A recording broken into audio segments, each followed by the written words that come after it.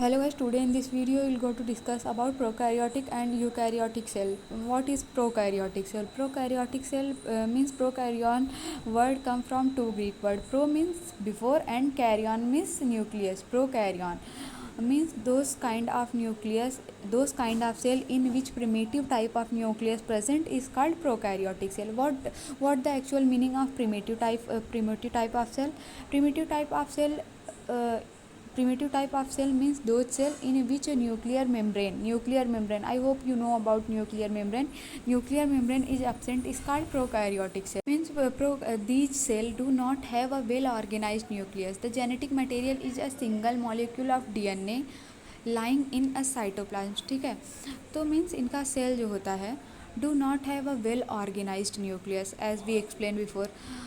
The genetic material is a single molecule of DNA lying in the cytoplasm. Their genetic material is a single molecule of DNA lying in the cytoplasm means eukaryotic cell में जो इनका nucleus होता है वह nuclear membrane में और nucleolus में पाया जाता है, लेकिन इनमें जो प्रोकैरियोटिक होते हैं इनमें इनका जो न्यूक्लियस होता है वह साइटोप्लाज्म में पाया जाता है। और जेनेटिक मटेरियल में या तो डीएनए होगा या तो आरएनए होगा। ठीक है, डीएनए सिंगल स्ट्रैंडेड भी होते हैं और जैसा कि हम लोग जानते हैं जो सिंगल स्ट्रैंडेड सर्कुलर डीएनए होते हैं उनको हम क्या बोलते हैं, प्लाज्मिड बोलते हैं। ठीक है, तो not only the nuclear membrane absent, इनमें न्यूक्लियर मेम्ब्रेन ही नहीं बल्कि सेल ऑर्गेनेली यानी कोशिकांग जिसको हम लोग बोलते हैं, कोशिकांग भी एब्सेंट होते हैं। कोशिकांग में क्या, like mitochondria, Golgi body, endoplasmic reticulum and cytoplasm nucleus and as we know that plastid is present in plant cell, ये सब जो होते हैं ये सब इनमें एब्सेंट होते हैं। इसका एग्जांपल है बैक्टीरिया और ब्लू ग्रीन एलगी। आप लोग हमें बताइएगा कि वायरस क्या है।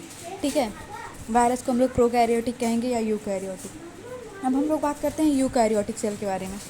यूकैरियोटिक सेल होता है जैसा कि as we know that eukaryotic cell also come from two Greek word that is eu and karyon. Eu means true and karyon means nucleus, means those animal in which nucleus is surrounded by nuclear membrane and present in nucleolus is called eukaryotic cell.